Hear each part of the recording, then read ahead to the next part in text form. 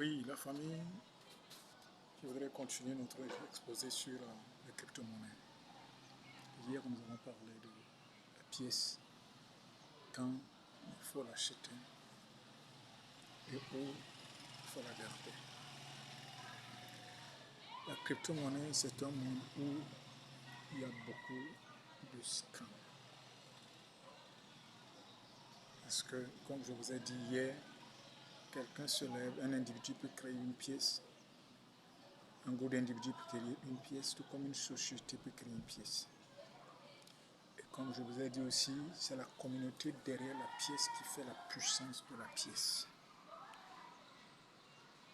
Le nombre de gens qui maintiennent, qui ont la pièce, c'est ça qui donne la puissance, la force de la pièce, l'influence de la pièce. Et si par exemple une monnaie est en pré-sale, c'est-à-dire en pré-vente et que vous voulez la prendre, je vous ai dit, il n'y a pas de garantie. Parce que la plupart de ces pièces, les gens viennent dans les crypto-monnaies, sur le marché des crypto-monnaies pour se faire de l'argent et partir. Au lieu de faire profiter les autres, ils viennent, ils collectent les 2 $, les 3 $, les 4 $, les 5 $ des gens. Et après, quand ils aient collecté une bonne quantité, ils ferment la plateforme et ils s'en vont. Il y a beaucoup de scams dedans. Il y a beaucoup de scams dedans. C'est pourquoi certaines personnes souhaitent investir dans les monnaies, dans les coins, dans les tokens que les shitcoins. Les coins qui s'apparaissent chaque jour. Vous comprenez? Maintenant, à vous de voir. C'est pourquoi nous demandons aux gens de diversifier. Il ne faut pas investir que dans le pré-sale. Dans le pré-sale, dans la pré-vente, vous pouvez vous faire de l'argent, certes, rapidement, mais vous pouvez aussi perdre facilement là-bas. Donc, c'est pourquoi il faut diversifier ces investissements. La diversité des investissements. Il faut diversifier ces investissements. Il faut diversifier ses portefeuilles. Il faut diversifier les échangeurs. Là, tu serais un peu à l'abri des scams. Ce n'est pas chaque jour qu'il faut acheter des pièces, qu'il faut aller acheter les pièces en pré-vente parce que c'est moins cher. Si tu achètes que les pré-ventes parce que c'est moins cher, tu peux faire écouler ton argent rapidement, sans jamais avoir de résultat. Il y a des pièces qui sont avancées, qui ont de la valeur, comme le Shiba Inu, qui est encore à 5 €. Quand tu prends par exemple 20 $, quand par exemple 10 $, tu peux avoir 1 million de Shiba Inu. Ce Shiba Inu ne peut pas disparaître. Il y a plusieurs pièces aujourd'hui qui sont à 3 €, qui sont à 1 €. Il y a des pièces même qui sont listées à 1 €, à 2 €. C'est des bonnes pièces.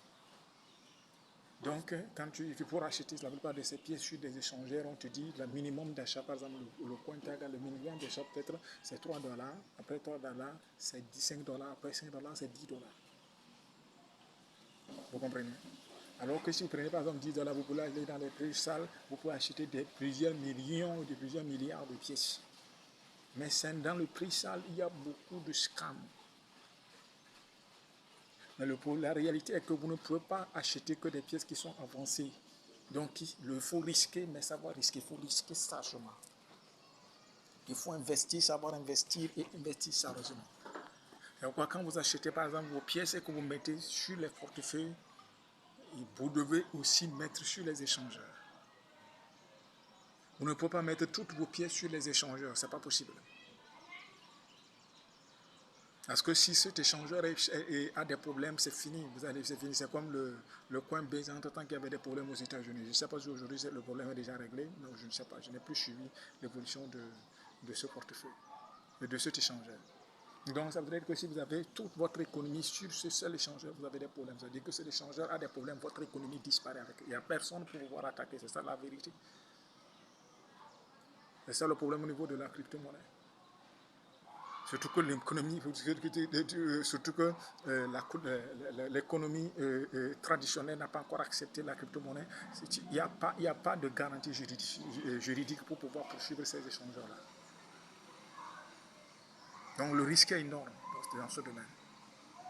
Donc il faut diversifier. Par exemple, j'ai le Bitkif. j'ai le Cointaga, j'ai le Bitmark, j'ai le Trust Wallet. C'est des échangeurs sur lesquels je diversifie. Chaque jour, je diversifie. J'ai le L-Bank, chaque jour, je diversifie mes investissements. Chaque jour, je diversifie mes investissements. Et quand vous allez sur les échangeurs, vous devez avoir puisqu'on va vous demander votre adresse email, vous devez avoir votre mot de passe bien sécurisé. Vous devez servir à certains portefeuilles qui vont vous demander les 12 mots. La plupart des échangeurs n'ont pas ça. Les échangeurs n'ont pas les 12, n'ont pas les mots-clés. Dans les portefeuilles, vous avez les mots-clés que vous allez garder avec vous. Mais les échangeurs, vous avez par exemple le numéro de téléphone, vous avez votre adresse email, vous avez votre l'authentificateur à 2 facteurs, vous avez ça pour pouvoir sécuriser vos données. Mais au-delà de tout ceci, il faut savoir investir, il faut savoir comment investir. Vous devez investir sur les 3 échelons. Les 3 échelons, c'est les pré-ventes. Là, vous mettez une partie, par exemple, si vous avez $30, vous prenez par exemple $30, vous dites, ok, bien $5, vous dites, j'investis ça dans le prix, ça, parce que là-bas, le risque est tellement énorme. Vous prenez par exemple $10, vous investissez ça sur les monnaies qui sont sûres, qui sont un peu avancées. Et maintenant, les $25 qui restent, vous faites quoi? Vous investissez maintenant, les $15 qui restent maintenant, vous investissez sur les monnaies qui sont beaucoup plus sûres, qui sont beaucoup plus avancées. Des monnaies qui ne peuvent pas perdre, qui ne peuvent pas échouer, qui ne peuvent pas disparaître.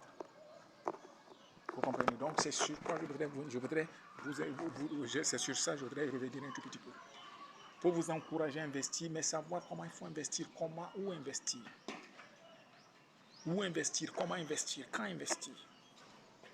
Par exemple, sur les échangeurs, j'ai constaté ceci. Par exemple, si une monnaie est listée sur l'échangeur, ne l'achetez pas au même moment. Si une monnaie apparaît sur l'échangeur, ne l'achetez pas au même moment. Parce qu'en ce moment, la force de la monnaie est encore élevée.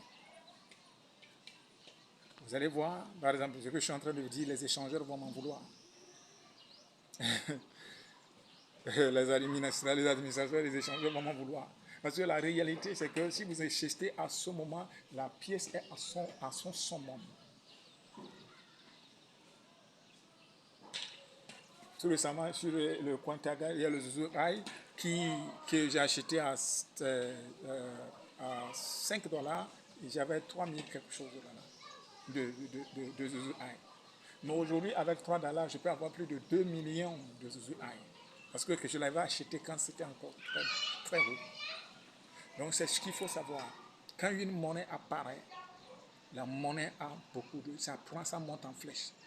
Mais à un moment donné, ça va redescendre d'abord. C'est une courbe. Ça va redescendre, descendre. Et après, puisque quand ça redescend, les échangeurs permettent de créer une bonne économie, une bonne communauté autour de la monnaie.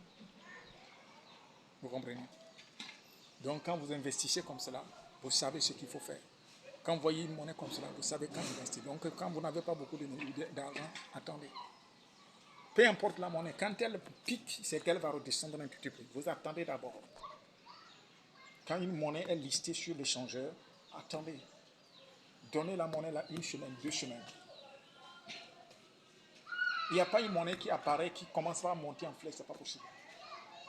Maintenant, vous devez être vigilant pour savoir quand est-ce qu'il faut reprendre pour refaire l'achat. Par exemple, actuellement, le Zouzou est descendu, je sais que c'est le moment de l'acheter. Il faut que j'augmente la quantité. Donc, je vais faire par exemple des achats, je vais faire des échanges aujourd'hui ou demain et pour pouvoir réacheter cette monnaie-là. Par exemple, le X-Tiger aujourd'hui c'était monté à combien? Au temps de l'X-Tiger, il est monté jusqu'à 200 quelque chose de pièces, de dollars. Aujourd'hui, il est à $1, à 1 poussière de $. Donc, imagine que tu avais pris par exemple $200 pour acheter une seule pièce. Aujourd'hui, c'est descendu. Et moi, je l'attends encore peut-être à 0,01 pour pouvoir faire l'achat. Et il va descendre.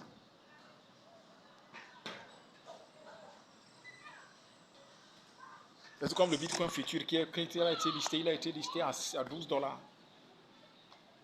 Je l'ai attendu, il est descendu jusqu'à 0,1.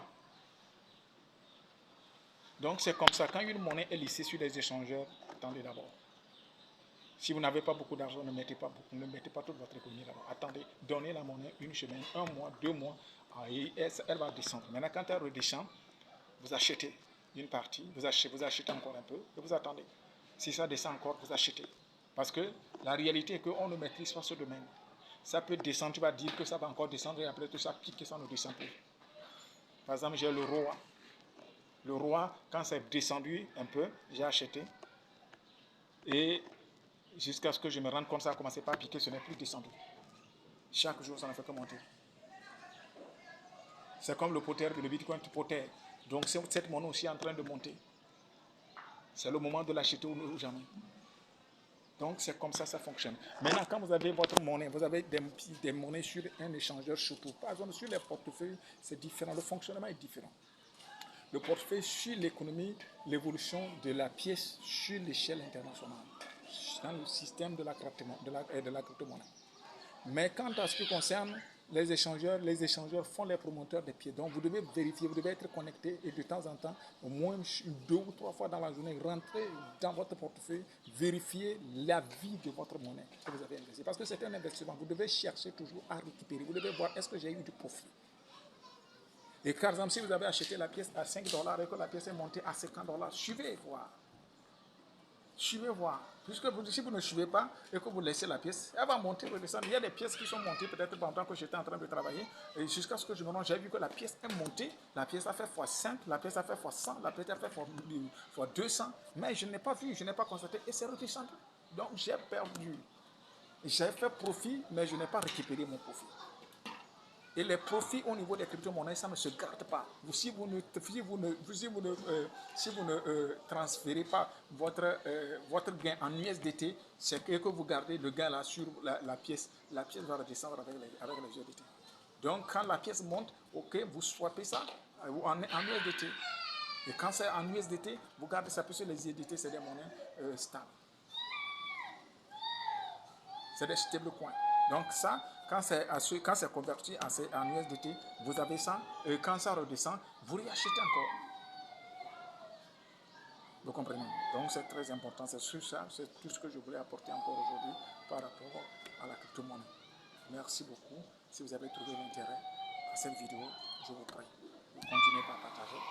Je vous prie d'aimer, je vous prie de commenter et de nous permettre de pouvoir rester en contact avec vous et de vous partager ces idées pour que vous n'ayez pas à commettre les mêmes erreurs que nous avons commis. Parce que tout ceci a été écrit pour nous avertir, pour nous instruire, afin que nous ne fassions pas ce que nos ancêtres, nos prédécesseurs ont fait. Je vous aime bien. D'ici là, prenez bien soin de vous.